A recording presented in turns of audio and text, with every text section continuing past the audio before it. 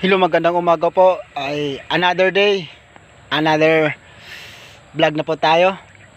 Ngayong umaga, tuturo ko sa inyo kung paano magpaparami ng ating bunga nating patola.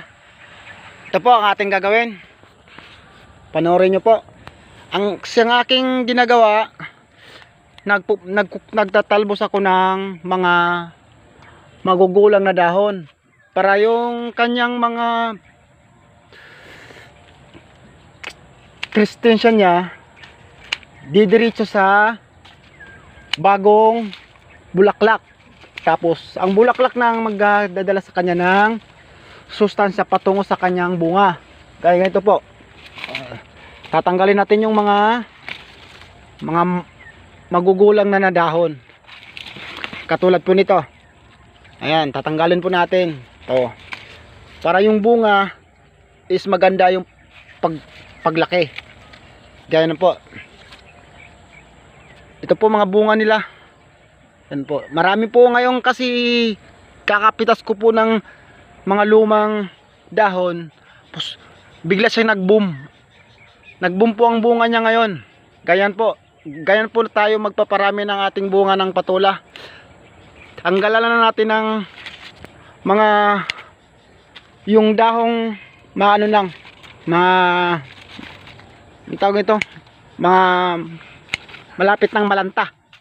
Tanggalin po natin para yung sustansya niya patungo na po sa kanyang kanyang bulaklak, para yung bulaklak niya ay tuloy-tuloy po kanyang pag-usbong.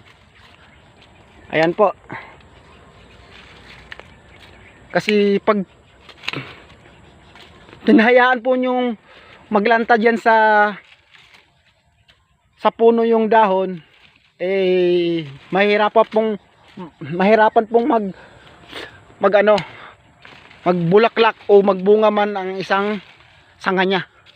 Kailangan niyang magbawas ng sustansya nag-aagaw sa kanila. Ayan po. Paklasin natin yung mga yung mga magugulang na dahon. Ito po. Katulad po nito.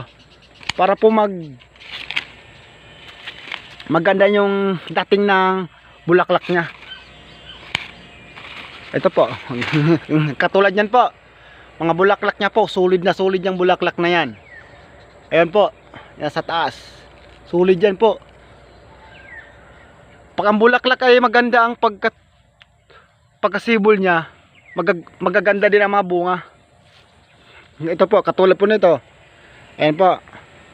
Magaganda po ang kanyang bunga niya. Ayan po. Ayan po. Magaganda po. Ito po. Ayan. Magaganda po ang bunga ng patola pag alagaan mo ng maayos. Ayan po. Ayan. Marami po yan. Baka bukas po harvest tayo. Ayan po. Yan lang po ang aking nalalaman sa pagpaparami ng bunga ng ating patola. Sa sunod po, yung gagawin ko, doon na naman po tayo sa okra. Ayan po, salamat po sa pag survive sa amin na magiging